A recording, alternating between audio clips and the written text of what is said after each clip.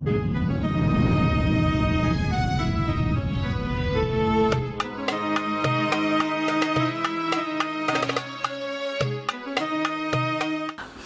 para muhibbin rahimakumullah,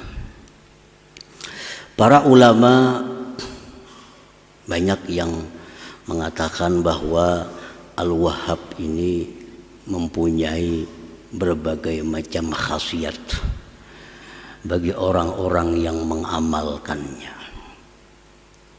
Antara lain, kalau kita membaca Al-Wahhab karena Allah Subhanahu wa Ta'ala, kita akan diberikan oleh Allah pertama kekayaan. Maksud kekayaan hati. Hati kita ini merasa kita ini kaya.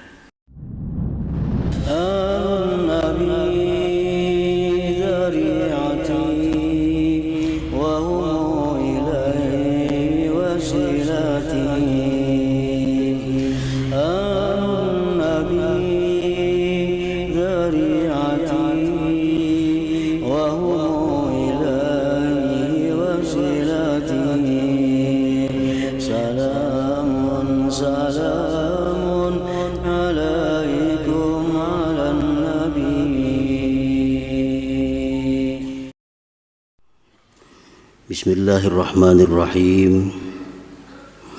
Alhamdulillahilladzi samma nafsahu bil wahhab yu'ti 'abdahu la li'iwadi wa la thawab.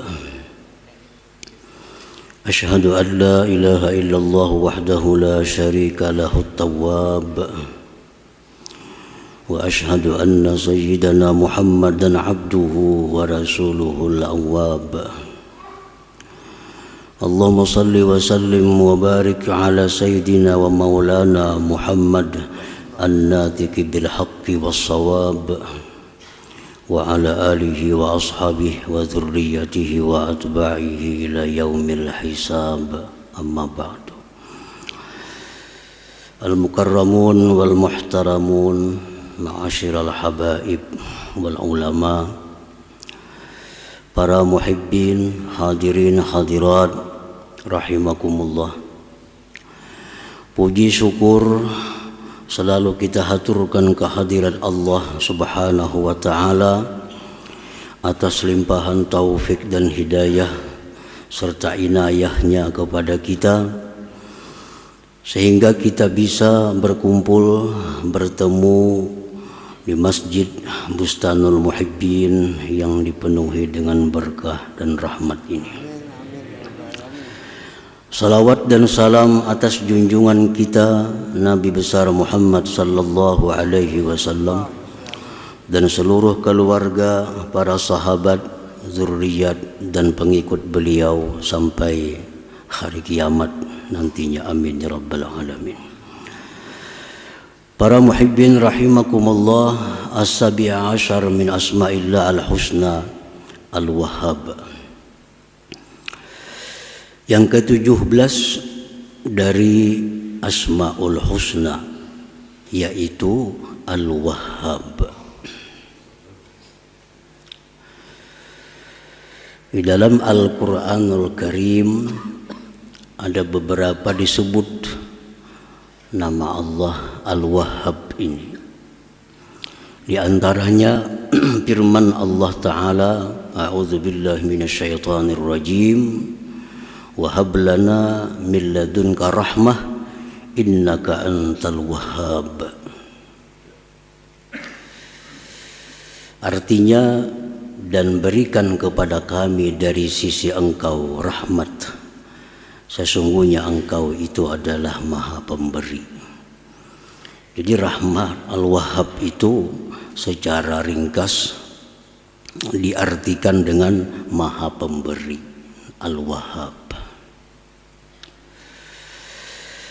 Al-Wahhab huwa alladhi yu'ti kulla muhtajin ma yahtaju ilaihi la li'iwadin wa la ligharadin ajilin wa la ajil.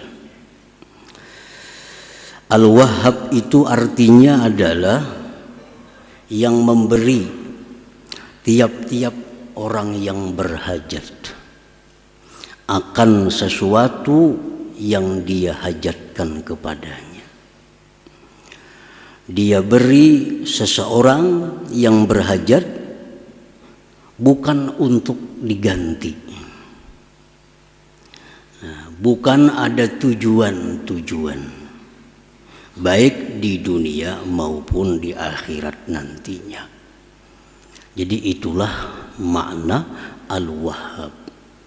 Allah memberikan kita sesuatu yang kita perlukan, dan Allah memberikan itu tanpa mengharapkan sedikit pun dari kita, baik itu balasan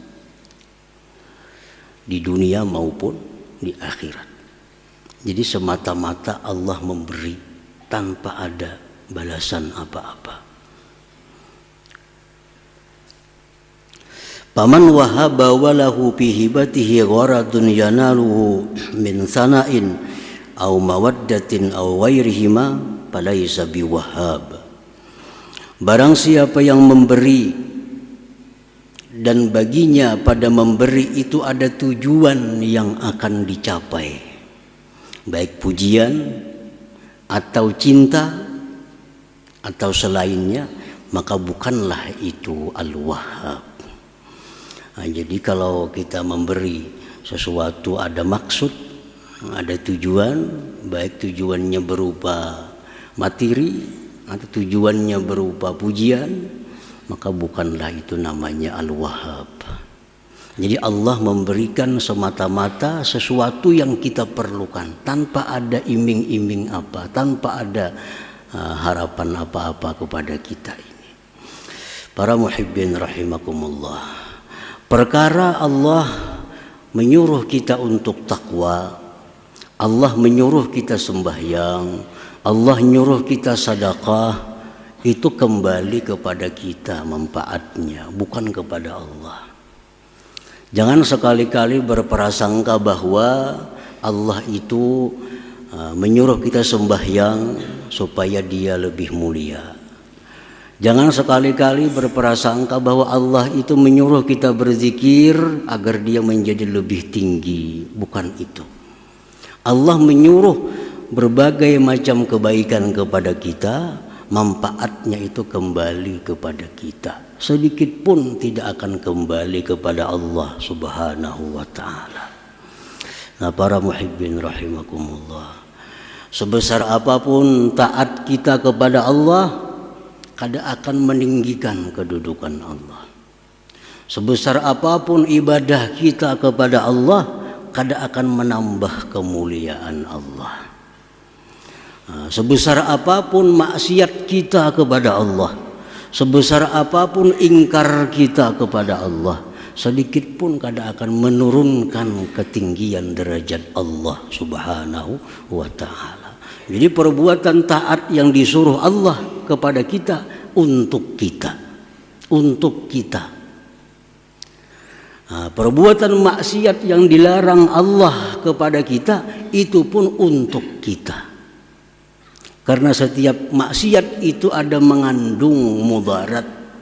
Setiap maksiat baik kecil ataupun besar, di dalamnya ada mudarat, ada bahaya.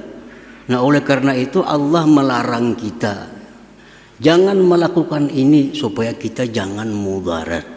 Bukan kembali kepada Allah Subhanahu wa ta'ala. Nah, para muhibbin rahimakumullah, jadi Allah memberikan tiap-tiap orang yang berhajat sesuatu yang dia hajatkan, bukan karena mengharapkan gantian dan bukan karena ada tujuan.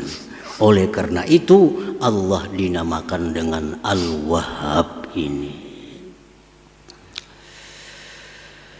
Para muhibbin rahimakumullah, nah sekarang apa yang kita perlu kepada Allah? Ini Allah akan memberi kita apa yang kita perlu. Itulah namanya Al-Wahhab. Apa yang paling kita perlukan? Apa yang paling manusia butuhkan?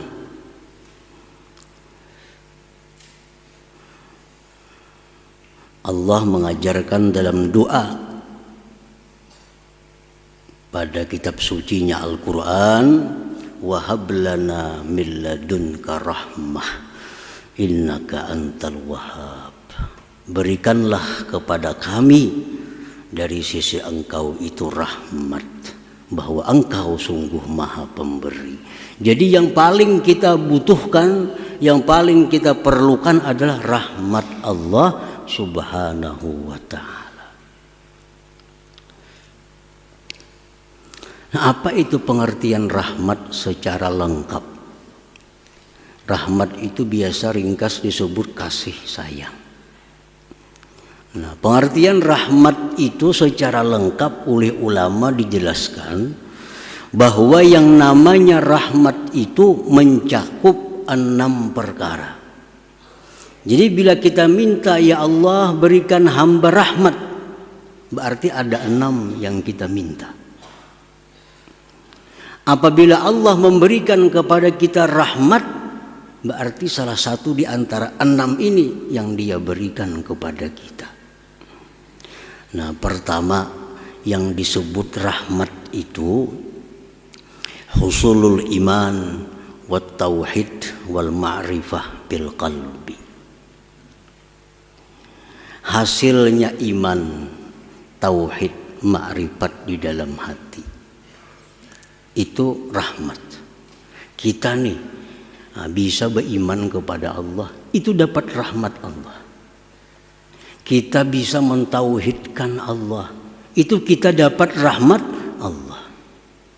Kita bisa mengenal Allah, nama-namanya, mengenal sifat-sifatnya, berarti kita dapat rahmat Allah.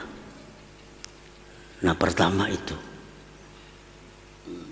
hasilnya keimanan, tauhid, ma'rifat di dalam hati. Nah, itulah bagian pertama dari rahmat. Yang kedua, husulu nurit ta'at wal ibadah fil jawarih. Hasilnya cahaya taat dan ibadat pada anggota tubuh. Kita menuntut ilmu sekarang ini, berarti kita dapat rahmat. Berarti kita dapat rahmat. Kita membaca Al-Quran, berarti saat itu kita dapat rahmat. Kita sembahyang, kita baca salawat. Nah, saat itu kita dapat rahmat Allah subhanahu wa ta'ala. Nah, bagian yang kedua dari rahmat itu adalah hasilnya taat ibadah di anggota-anggota tubuh kita. Nah, itu rahmat juga ngarannya. Kita kawa sembahyang, berarti kita dapat rahmat. Jakanya kita kada dapat rahmat, kita kada kawa sembahyang. Jakanya kita kada dapat rahmat, kita kada kawa berkumpul di sini. Jakanya kita kada dapat rahmat, kita kada kawa baca Al-Quran. Karena dapat rahmat itulah kita bisa sembahyang, kita kawa nuntut ilmu, dapat rahmat. Yang kedua, yang ketiga, husulu suhulati asbabil ma'isyah minal amni was-sihhati wal kifayah. Yang namanya rahmat itu hasilnya kemudahan, sebab-sebab kehidupan, keamanan, kesehatan dan kecukupan. Nah, itu rahmat. Kita ini aman. Kada ada perkelahian, kada ada permusuhan, kada ada peperangan. Berarti kampung itu kampung yang dapat rahmat. Kita sehat,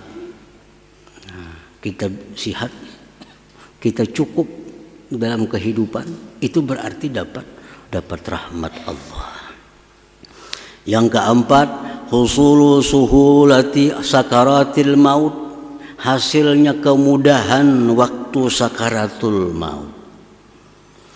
Kita dapat kemudahan sewaktu menghadap Israel. Israel itu pasti datang kepada kita.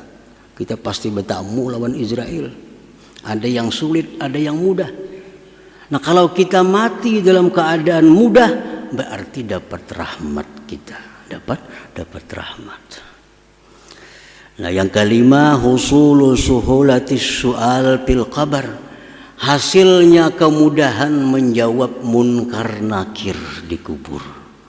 Marabbuka jar munkar nakir. Mudah menjawab, Allahu Rabbi. Wa man nabiyyuka, siapa nabi engkau? Muhammadun nabi. Mudah. Nah, kemudahan menjawab munkar nakir itu rahmat Allah. Rahmat Allah. Yang keenam, husulu suhulatil hisab wa liqa'illahi ta'ala fil jannah. Mudahnya kita menghadapi hari kiamat dan bertemu Allah di dalam surga. Nah, itu rahmat Allah Subhanahu wa ta'ala. Nah, para muhibbin rahimakumullah. Jadi bila kita berdoa lawan Allah, Allahumma rahamni, misalnya, ya Allah berikan aku rahmat, berarti kita minta yang 6 tadi. Nah, berarti kita minta yang 6 itu. Kita minta iman, tauhid, ma'rifat. Kita minta bisa untuk ibadah, taat kepada Allah. Kita minta keamanan, kesehatan, kecukupan. Kita minta mudah menghadap sakaratul maut. Kita minta mudah jawab munkar nakir. Kita minta kemudahan pada hari kiamat dan bertemu Allah Subhanahu wa ta'ala. Jadi satu kalimat rahmat itu mencakup itu. Nah, jadi Allah Subhanahu wa ta'ala yang bernama Al-Wahhab, Allah berikan rahmat itu kepada kita tanpa ada minta imbalan sedikit jua pun, tanpa ada untingan, tanpa ada tujuan apapun, semata-mata anugerah dari Allah Subhanahu wa ta'ala. Al-Wahhab. Para muhibbin rahimakumullah, kita dapat anak. Anak ini belum tentu rahmat. Anak yang namanya rahmat itu anak yang takwa kepada Allah, anak saleh. Kalau kita punya anak, anak kita jadi anak yang saleh, baru itu anak rahmat kepada kita. Kita dapat istri, belum tentu istri ini menjadi rahmat bagi kita. Tapi kalau istri ini salihah, taat kepada Allah, taat kepada suami, maka ini istri rahmat bagi kita.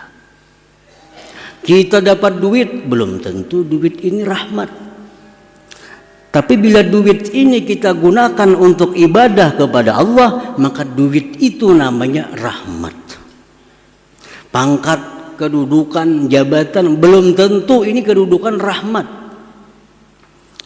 Kedudukan, pangkat yang namanya rahmat itu adalah pangkat dan kedudukan yang dijalankan dengan benar, yang dijalankan untuk mensejahterakan umat Nabi Muhammad sallallahu alaihi wasallam. Itulah pangkat yang namanya rahmat Allah Subhanahu wa ta'ala.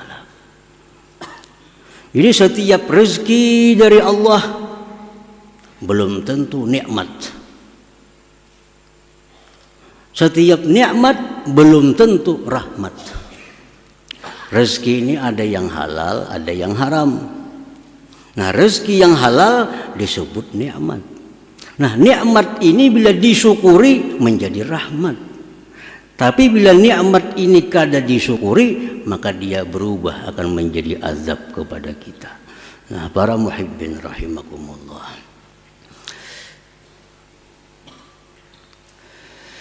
Al-asya'u allati tajribu rahmatallah ta'ala. Ini sesuatu yang membawa, yang menarik rahmat Allah. Nah, begitu pentingnya rahmat Allah, kita disuruh untuk mencari rahmat itu. Di mana kita mencari rahmat Allah? Nah, di mana andaknya rahmat Allah itu?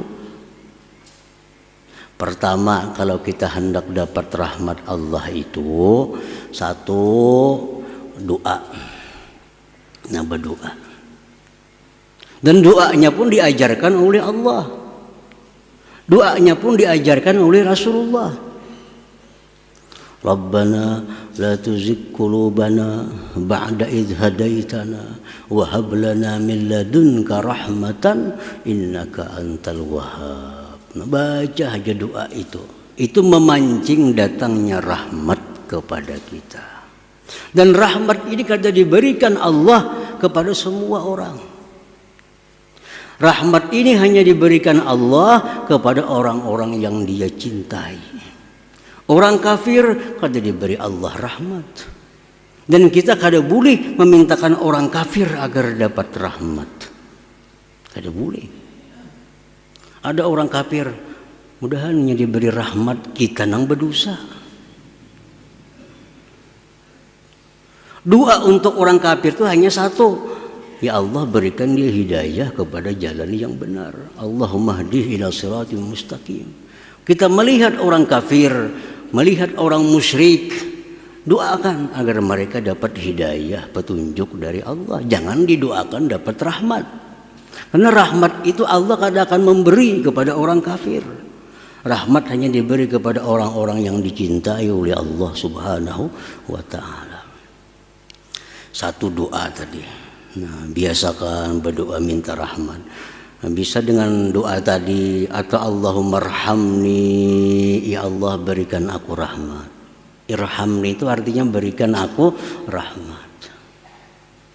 Nah, wa minha hudhuru majlisi ilmin wa zikrin, dan sebagiannya lagi untuk mendatangkan rahmat itu menghadiri majlis zikir, majlis ilmu. Kita berkumpul. Nah, berkumpul berzikir kepada Allah itu mendatangkan rahmat.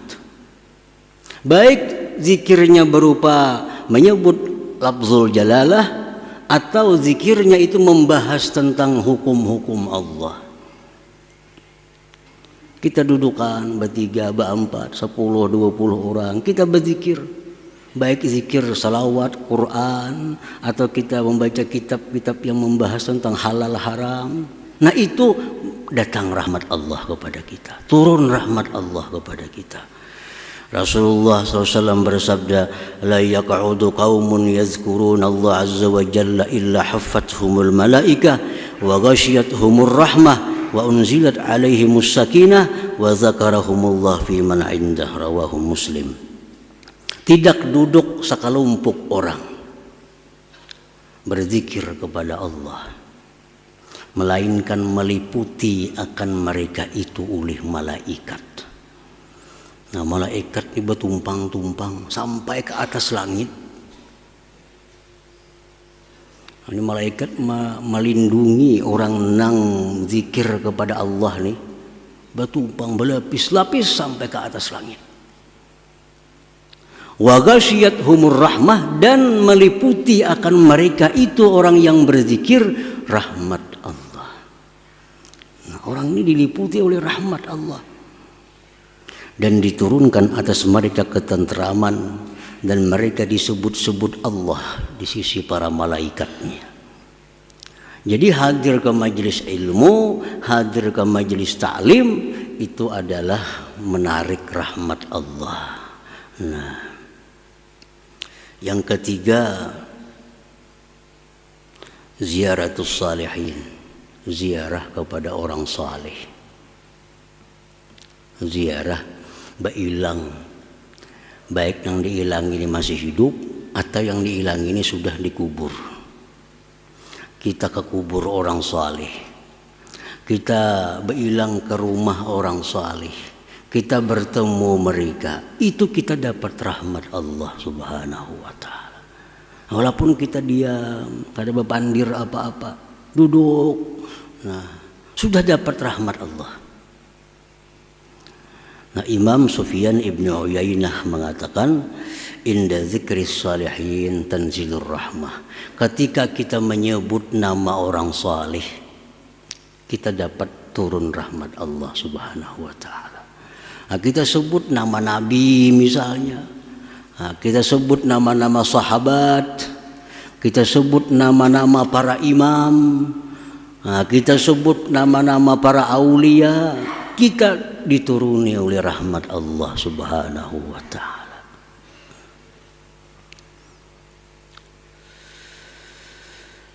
Nah, wa minha dan setengahnya lagi al-i'tikaf fil masjid. I'tikaf di masjid. I'tikaf itu kada syarat baca Quran. I'tikaf itu kada disyaratkan sembahyang. Kita duduk di masjid, niat i'tikaf, satu mat itu guring, kada apa-apa. Guring. I'tikaf. Rasulullah SAW bersabda, man tawadda'a fi baitih fa ahsana wudu'ahu thumma atal masjid fahuwa zairullah wa haqqul mazur ay yukrima zairah, rawahu Tabarani wa sahaha. Ujar Nabi, siapa yang berwudu di rumahnya dengan wudu yang sempurna, yang baik, kemudian dia datang ke masjid. Nah, datang ke masjid, maka dia ini disebut zairullah, mailangi Allah. Disebut mailangi Allah. Jadi kita berwudu di rumah. Nah, tadi manakah berwudunya? Asal wudu yang baik. Kita datang ke masjid, kita disebut mailangi Allah, ujar Nabi kita. Dan pastilah yang diilangi itu Allah, artinya ayyukrima zairah, memuliakan orang yang mailangi. Kita aja kalau ada orang mailang kita muliakan dengan jamuan minuman atau sebagainya, apalagi Allah. Nah, cuma Allah menjamu para tamu-tamunya dengan rahmatnya, dengan rahmatnya. Jadi kita berkumpul di masjid, ini macam-macam fadilatnya. Antara lain kita duduk di masjid ini pada hakikatnya kita mailangi Allah Subhanahu wa taala, dan wahakun pasti alal mazur, yang diilangi Allah memuliakan tamunya. Jadi orang yang suka ke masjid, duduk i'tikaf, itu orang yang selalu dapat rahmat Allah Subhanahu wa taala. Wa minha qiraatul Quran, baca Quran, baca salawat, itu semua memancing kita untuk selalu berada dalam rahmat Allah Subhanahu wa taala. Nah, para muhibbin rahimakumullah. Al-mu'min bismillahil wahhab, orang yang beriman dengan nama Allah Al-Wahhab. Al-Wahhab adalah yang memberi tanpa ada mengharapkan imbalan apapun. Nah, kalau kita beriman, kita percaya bahwa Allah itu Al-Wahhab, Allah memberi tanpa minta imbalan sedikit pun dalam bentuk apapun. Kita selaku manusia, hambanya yang mengimaninya, ayyati ma yamlikuhu liwajhillahi ta'ala wahdah, la lil wusul ila na'imil jannah awil hadzari min azabin nar aw li hazzin ajilin aw ajil. Nah, kalau kita sudah beriman kepada Al-Wahhab sebagai nama Allah, maka kita memberikan sesuatu yang kita miliki kepada orang lain semata-mata karena Allah. Nah, semata-mata karena Allah. Bukan untuk masuk surga, bukan untuk selamat di neraka, bukan untuk apapun. Kita memberikan kepada orang sesuatu yang kita miliki semata-mata karena Allah. Itulah orang yang beriman kepada nama Allah Al-Wahhab ini. Jadi ini memberi sesuatu bukan untuk supaya selamat. Ini memberi sesuatu bukan untuk minta puji. Dia memberikan sesuatu bukan untuk masuk surga. Dia memberi sesuatu bukan untuk terhindar dari api neraka, tapi dia memberi sesuatu kepada orang karena Allah Subhanahu wa taala. Titik, ingat situ aja. Nah, itulah contoh orang yang beriman kepada nama Allah Al-Wahhab tadi. Jadi kada usah lagi kita bersedekah supaya kada usah, cukup karena Allah. Dan apabila kita memberi sesuatu itu karena Allah, semua yang lain itu mengikuti, akan datang dengan sendirinya, walaupun kita kada mengharap, walaupun kita kada meminta. Kita memberi makan orang karena Allah, otomatis sudah Allah akan beri dia surga. akan Allah jauhkan dia dari neraka. Dia akan dapat pujian dan dicintai oleh hamba-hamba Allah, walaupun itu di luar daripada harapan kita. Tapi kalau kita memberi supaya dipuji orang, belum tentu dipuji orang. Kalau kita memberi supaya dihormati orang, belum tentu dihormati orang. Tapi kalau kita memberi karena Allah semata-mata, semua anak lain akan kita dapatkan. Nah, jadi itu buah iman daripada nama Allah Al-Wahhab. Allah Al-Wahhab memberikan kepada orang tanpa ada tujuan apapun. Nah, kita pun memberikan kepada makhluk Allah tanpa tujuan apapun selain karena Allah Subhanahu wa ta'ala. Nah, para muhibbin rahimakumullah. Para ulama banyak yang mengatakan bahwa Al-Wahhab ini mempunyai berbagai macam khasiat bagi orang-orang yang mengamalkannya. Antara lain, kalau kita membaca Al-Wahhab karena Allah Subhanahu wa ta'ala, kita akan diberikan oleh Allah pertama kekayaan. Maksud kekayaan hati. Hati kita ini merasa kita ini kaya. Hati kita merasa bahwa kita ini cukup. Nah, Al-Wahhab, apabila kita membacanya waktu sujud terakhir sembahyang duha 14 kali cukup.